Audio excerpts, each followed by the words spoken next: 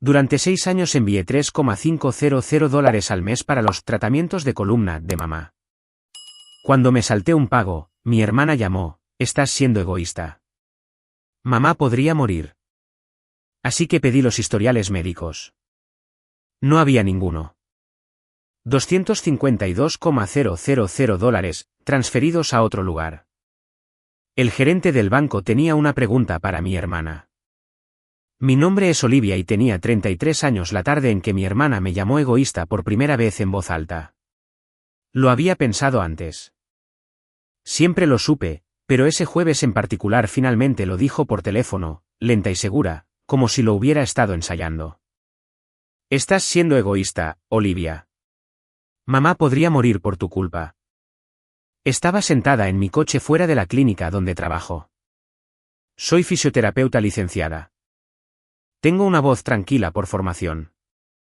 Dejé el teléfono en el asiento del pasajero y miré el parabrisas por un momento, luego lo cogí de nuevo y dije: «De acuerdo, Jessica, envíame el último resumen de tratamiento de la clínica». No lo hizo.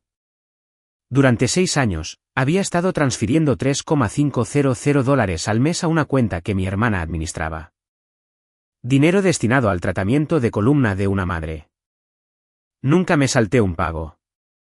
Nunca pedí recibos porque pedirlos se sentía como desconfianza. Y en mi familia, la desconfianza era lo peor que podía ser. Lo que no le había dicho a nadie era que 3 meses antes de esa llamada telefónica, había comenzado discretamente a hacer copias de todo. Aún no sabía lo que encontraría. Quiero que entiendas eso. No buscaba una pelea. Buscaba un número que tuviera sentido. No tenía sentido. Bienvenidos de nuevo al canal, donde la gente tranquila deja que el papeleo hable. Si esta historia suena como algo que alguien en tu vida necesitaba escuchar, déjalo en los comentarios y suscríbete para no perderte lo que viene. Existe un tipo particular de agotamiento que no proviene de trabajar demasiado duro, sino de llevar algo durante demasiado tiempo sin recibir agradecimiento. Conozco ese agotamiento como conozco mi propia letra. Lo conozco en mis hombros, en la forma en que solía tomar la ruta larga a casa desde la clínica solo para tener 20 minutos adicionales de silencio antes de cruzar la puerta de mi apartamento y revisar la aplicación del banco para confirmar que la transferencia se había realizado. $3,500 cada mes durante 6 años. Quiero empezar por el principio porque el principio importa. No porque excuse lo que sucedió después, sino porque explica por qué permanecí en silencio durante tanto tiempo. Crecí en Clarkson, una ciudad mediana en la parte interior del estado, en una casa que siempre fue un poco demasiado pequeña para la cantidad de sentimientos que había dentro. Mi padre trabajaba en logística de carga. Mi madre, Mary, era contable para una serie de pequeñas empresas y era astuta con el dinero como solo las personas que nunca han tenido lo suficiente aprenden a serlo. Mi hermana Jessica es 4 años mayor que yo. Cuando éramos niñas, ella era a quien nuestros padres llamaban capaz. Yo era la tranquila, la estudiosa, la que se sentaba en un rincón en las cenas familiares con un libro y era elogiada por ser de bajo mantenimiento y ocasionalmente olvidada por ello. No lo digo con amargura. Es solo la arquitectura de cómo crecí. Dejé Clarkson a los 18 para un programa universitario en kinesiología, luego continué para obtener un título de posgrado y mi licencia de PT. Construí una práctica en Maravali, a unas 2 horas de Clarkson, trabajando primero en un centro de rehabilitación y luego construyendo gradualmente una pequeña carga de casos privados. No era rica. Era cuidadosa. Conducía un sedán usado que pagué en 4 años. Alquilaba un apartamento de 2 habitaciones y usaba la segunda habitación como oficina en casa. Tenía una cuenta de jubilación y un fondo de emergencia y una cuenta de ahorros a la que agregaba cada mes sin falta, como mi madre me había enseñado con el ejemplo, aunque nunca lo hubiera dicho en voz alta. Jessica se quedó en Clarkson. Se casó con un hombre llamado David cuando tenía 26 años, tuvo 2 hijos, trabajó a tiempo parcial en la administración escolar. Ella y yo no éramos cercanas como lo son algunas hermanas. No hablábamos todos los días ni compartíamos confidencias fácilmente, pero éramos familia. Y en mi familia, esa palabra tenía un peso significativo. Uno se presentaba.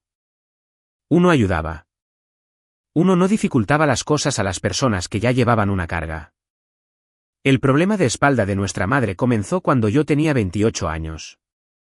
Había tenido problemas de disco de bajo grado durante años, del tipo que la mayoría de la gente maneja con estiramientos e ibuprofeno y una inyección ocasional de cortisona.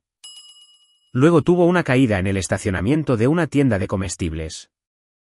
Nada dramático, solo un bordillo mojado, un mal paso y de repente no podía sentarse por más de 20 minutos sin que su pierna izquierda se le durmiera. El cirujano ortopédico que la vio recomendó un curso de tratamiento. Inyecciones epidurales primero, luego fisioterapia, luego una reevaluación para una posible cirugía, dependiendo de cómo respondiera. Era costoso. El seguro de mis padres era funcional pero no generoso, y los costos de bolsillo solo para la serie de inyecciones eran significativos. Jessica me llamó al respecto en lo que ahora considero la primera llamada telefónica, la que fue antes de todo. Ella fue práctica al respecto. Mamá necesita ayuda, Olivia. Los ingresos de jubilación de papá no cubren este tipo de cosas. Puedo administrar la cuenta si tú puedes contribuir mensualmente. Entre las dos, debería ser manejable. Dije que sí sin dudar. Por supuesto, dije que sí. Era mi madre. $3,500 al mes parecía mucho.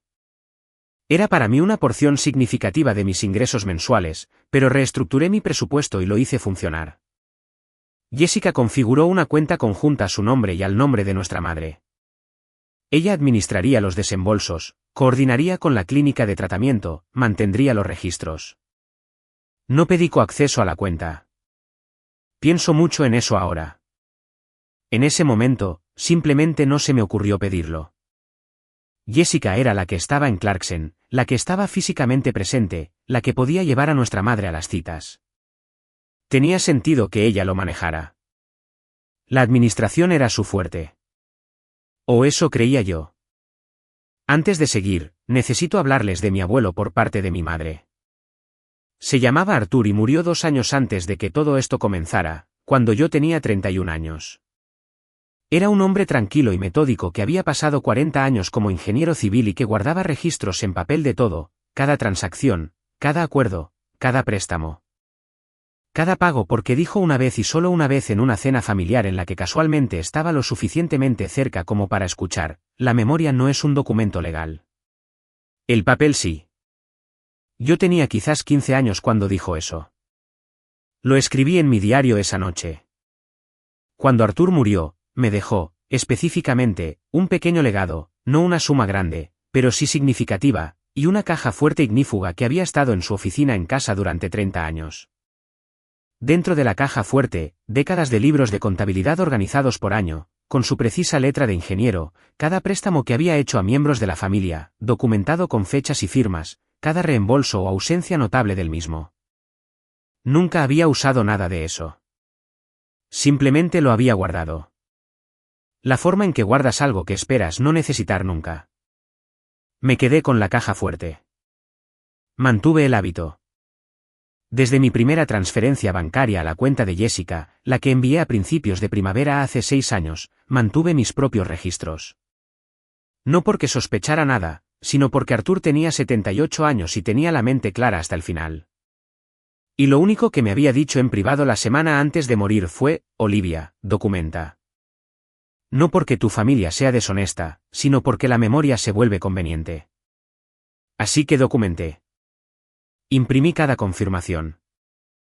Llevé una sencilla hoja de cálculo, $3,500 al mes, anotado, fechado, archivado en una carpeta de Manila que guardaba en la caja fuerte de Arthur, la cual vivía en el armario de mi oficina en casa detrás de una fila de archivadores. Durante los primeros 2 años, el acuerdo se sintió normal. Jessica enviaba mensajes ocasionalmente con actualizaciones. Mamá tuvo su segunda serie de inyecciones. La fisioterapia está ayudando un poco. El cirujano quería esperar otros 6 meses antes de reevaluar la cirugía. Yo preguntaba cómo estaba mamá y Jessica decía manejándolo obteniendo una semana difícil o mejor que el mes pasado. No era un informe detallado, pero era algo. Visitaba Clarkson 3 veces al año, Acción de Gracias, Navidad y generalmente una vez en verano. Llevaba a mi madre a sus citas de seguimiento cuando estaba allí. Sabía exactamente qué preguntar al personal de la clínica. Siendo yo misma fisioterapeuta, y mi madre parecía tranquilizada por mi presencia en esas salas. La trayectoria del tratamiento tenía sentido clínico para mí. Los problemas de columna a su edad con su presentación específica, rara vez se resolvían rápidamente. Alrededor del tercer año, las actualizaciones comenzaron a escasear. Los mensajes de texto de Jessica se hicieron más cortos. Cuando preguntaba específicamente sobre las últimas imágenes o las notas del cirujano, ella decía algo como, «Mamá no quiere hacer un gran problema de ello». O, «La clínica está ajustando el plan. Sabré más en unas pocas semanas». Acepté esto. Mi madre era una persona reservada con su salud. Lo entendí. Lo que noté y archivé sin examinar demasiado de cerca fue que mi madre no parecía ni significativamente peor ni significativamente mejor. Se movía con cuidado. Tenía días buenos y días malos. Pero cuando estuve allí para Navidad en el año 4 y me senté con ella en la cocina mientras preparaba café, mencionó de pasada que no había ido a la clínica de columna en un tiempo porque Jessica dijo que esperaran hasta que se resolviera la situación del seguro. Pregunté qué situación del seguro. Mi madre pareció brevemente insegura y dijo, «Oh, no sé los detalles. Jessica se encarga de todo eso». Lo dejé pasar. No debería haberlo hecho, pero lo hice. Volví a Maravali y lo dejé pasar. El quinto año fue cuando empecé a notar cosas que no podía ignorar. No cosas dramáticas, pequeñas. Jessica tenía un coche nuevo, un SUV arrendado que yo sabía que estaba por encima de lo que ella y David ganaban entre los dos sin suplementos. Hicieron un viaje a un resort que reconocí de las fotos que publicó, un lugar que costaba varios cientos la noche. David había mencionado querer un barco. Ahora había fotos de un barco. Me dije que estas cosas tenían explicaciones. Tal vez David había recibido un bono. Tal vez habían usado ahorros. Tal vez los suegros de Jessica habían ayudado. Soy fisioterapeuta, no contable. Entiendo los cuerpos y el movimiento y la mecánica del dolor. Lo que entiendo sobre el dinero es básico y práctico. Pero sí entiendo a cuánto equivalen 3.560 meses. Y entiendo cómo es el interior de una clínica de tratamiento de columna. Y entiendo que un paciente que recibe activamente series de inyecciones epidurales no suele pasar meses sin una visita a la clínica mientras se resuelve la situación del seguro. A principios de la primavera del año 6, 3 meses antes de la llamada telefónica de Jessica, conduje a Clarkson para un fin de semana largo que no anuncié con antelación. Le dije a mi madre que iba, pero no a Jessica. Llevé a mi madre a almorzar, solo nosotras dos, y le pedí lo más suavemente que pude que me explicara su plan de tratamiento actual. ¿Qué estaba haciendo actualmente para su espalda? ¿Cómo había sido la cita más reciente? ¿Quién era su médico tratante actual? El rostro de mi madre hizo algo complicado. Miró su sopa y dijo, «Olivia, dejé de ver al especialista hace unos 2 años, las inyecciones ayudaron por un tiempo y luego no y el doctor Hamill dijo que la cirugía era el siguiente paso correcto, pero luego Jessica dijo que los fondos estaban escaseando y que debíamos esperar. Y luego dejé de recibir los recordatorios de citas y simplemente lo manejé con mis estiramientos y la almohadilla térmica». «Está bien». Mantuve mi rostro muy quieto. Algo en el centro de mi pecho se enfrió y se quedó allí. Los fondos estaban escaseando, dije. ¿Cuándo te dijo eso Jessica? Mi madre lo pensó. Quizás hace 2 años y medio. Dijo que ambas habían tenido algunos gastos y que las contribuciones tenían que disminuir por un tiempo. Asentí. Comí mi sopa.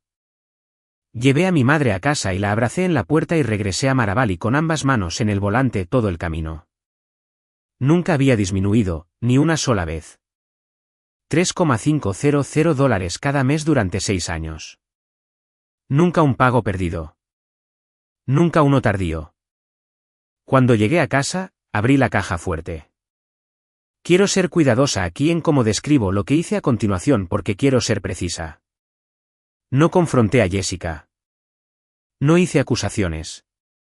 No volví a llamar a mi madre esa noche para contarle lo que estaba pensando. Soy una persona entrenada por un abuelo que guardó registros en papel durante 40 años y nunca los usó como arma. Simplemente los guardó y los guardó.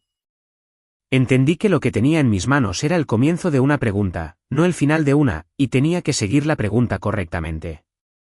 Solicité, a través de la línea de servicio al cliente del banco, un historial de transacciones de las transferencias que había enviado, mi parte del giro, los números de confirmación, las cantidades, las fechas. Eso fue fácil.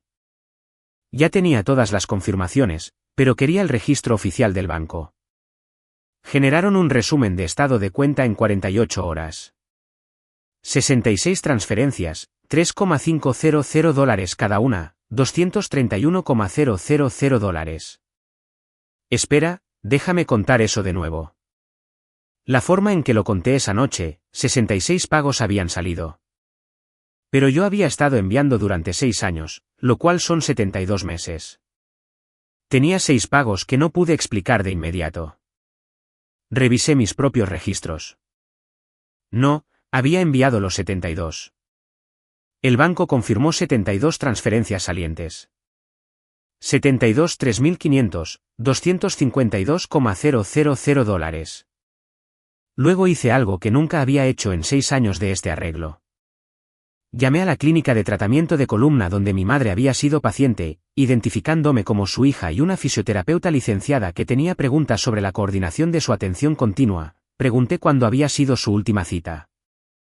La recepcionista me dijo amablemente que su última cita en su sistema había sido hace 3 años y 4 meses. Había sido dada de alta del tratamiento activo. No había facturas pendientes asociadas a su cuenta. Le di las gracias a la recepcionista y terminé la llamada. Me senté en mi escritorio durante mucho tiempo después de eso. No lloré. Mis manos estaban frías y había una cualidad particular de quietud en mi pecho. No paz, sino la ausencia de movimiento. La forma en que una habitación se queda en silencio cuando algo se rompe que no se puede arreglar. Luego saqué un bloc de notas nuevo y empecé a hacer una lista de todo lo que necesitaría. 2 semanas después, les cuento la secuencia para que entiendan por qué sucedió lo siguiente. Estaba enferma. Una gripe de verdad. Del tipo que pasas 3 días en cama con fiebre y no puedes mirar pantallas. Me perdí el envío de una transferencia bancaria en su fecha habitual. No intencionalmente. Simplemente lo olvidé por primera vez en 6 años porque tenía 39 grados de fiebre y estuve dormida la mayor parte de una semana. Estaba en el 4.º día de gripe. La fiebre había bajado, pero todavía estaba débil, sentada en mi coche en el estacionamiento de la clínica porque me había presionado para volver a trabajar demasiado pronto y necesitaba 1 minuto antes de entrar. Cuando sonó mi teléfono, era Jessica. Respondí. Ella no dijo hola. Dijo, la transferencia no llegó, Olivia. Yo dije, lo sé. He estado enferma. La enviaré cuando llegue a casa hoy. Hubo una pausa y luego dijo con el tono que usaba cuando se consideraba que estaba diciendo una verdad importante, estás siendo egoísta, Olivia. Mamá podría morir por tu culpa. Quiero describir cómo se sintió eso físicamente porque creo que importa. Hubo una especie de compresión en mi esternón, como si algo lo hubiera aplastado desde adentro. Mi mandíbula se apretó. Miré a través del parabrisas el estacionamiento y esperé 2 segundos completos antes de hablar. Envíame el último resumen de tratamiento de la clínica, dije. El actual, de lo que sea que estén haciendo ahora mismo. No tengo tiempo para buscar entre todo ese papeleo cada vez que te pones paranoica, dijo. No estoy paranoica, dije. Estoy pidiendo un documento. Mamá no necesita que la interroguen sobre su atención. No estoy interrogando a nadie. Estoy pidiendo un resumen de tratamiento. Hubo una pausa. Luego dijo, veré qué puedo encontrar. Y colgó. Nunca envió nada. Esa fue la última vez que le di la oportunidad. Durante las siguientes 6 semanas, reuní lo que más tarde pensaría como el paquete, mis 6 años de confirmaciones de transferencia bancaria. Impresas y organizadas cronológicamente, el resumen oficial de transacciones del banco, la carta que había solicitado a la clínica de tratamiento de columna confirmando la última fecha de servicio y el estado inactivo actual de la cuenta de mi madre. una impresión del programa de tarifas de la clínica para la serie de inyecciones que mi madre había recibido, mostrando lo que realmente costó ese tratamiento, significativamente menos de lo que yo había estado enviando por mes, incluso teniendo en cuenta los primeros meses de tratamiento activo. También, con el conocimiento de mi madre pero no de Jessica, obtuve del médico de cabecera de mi madre una carta confirmando que Mary no había recibido ningún tratamiento especializado de columna en más de 3 años y había mencionado en una cita reciente las restricciones financieras como razón para no buscar la consulta quirúrgica recomendada. Tuve una conversación con mi madre durante este periodo que no detallaré aquí porque fue privada entre nosotras y porque algunas cosas pertenecen a las personas a quienes les suceden.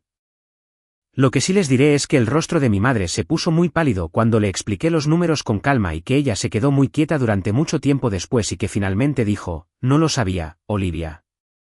Quiero que sepas que no lo sabía y le creí. Todavía le creo. También durante este periodo contraté a un abogado financiero llamado Sr. Ayes, una referencia de un colega, para revisar mi documentación y aconsejarme sobre los próximos pasos. El Sr. Ayes era un hombre tranquilo, de cabello plateado, que usaba gafas de lectura colgadas de una cadena y que revisó mi paquete a lo largo de 2 reuniones sin ninguna reacción visible, lo cual encontré profundamente tranquilizador. Al final de nuestra segunda reunión, dijo, su documentación es exhaustiva. ¿Qué le gustaría que sucediera? Se lo dije. Hizo una llamada telefónica. Y luego esperamos. Mi tía Elena, hermana de mi madre, celebró su 40 aniversario ese octubre con una cena en un restaurante llamado Fernale Hall. Una situación de comedor privado con capacidad para unas 40 personas. Era el tipo de ocasión a la que asistía toda la familia extendida.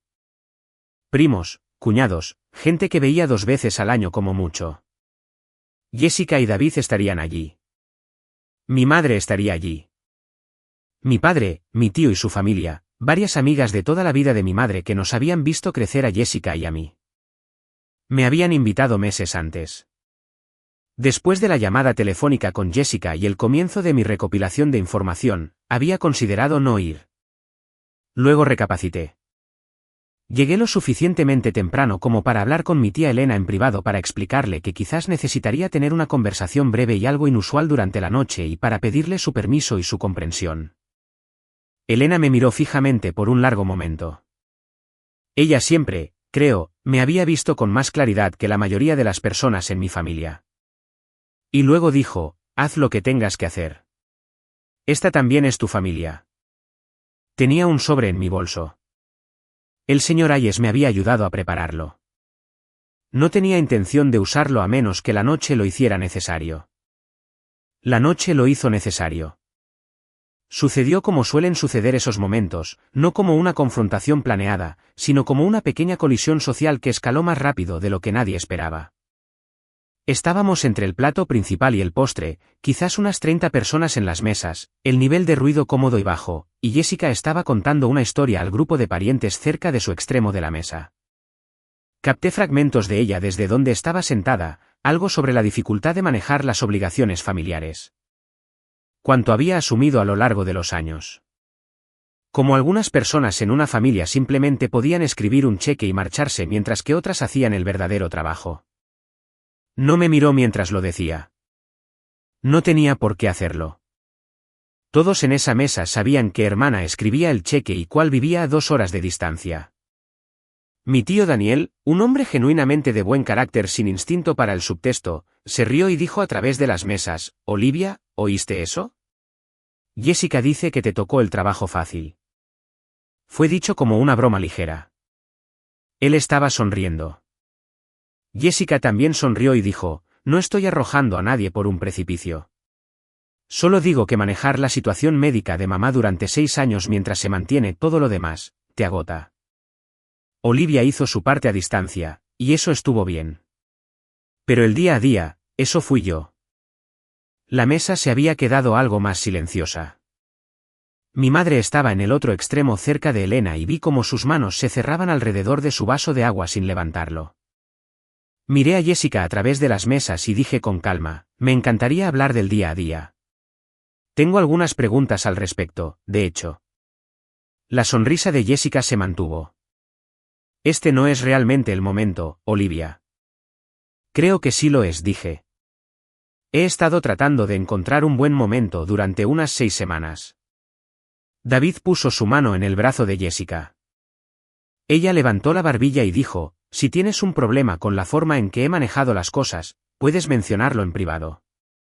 He estado esperando que me envíes un resumen de tratamiento desde abril, dije, todavía esperando. La mesa estaba completamente en silencio ahora. Unas 40 personas en un comedor privado, y el sonido había disminuido a casi nada. Metí la mano en mi bolso y saqué el sobre. Lo puse sobre la mesa frente a mí. Aún no lo abrí.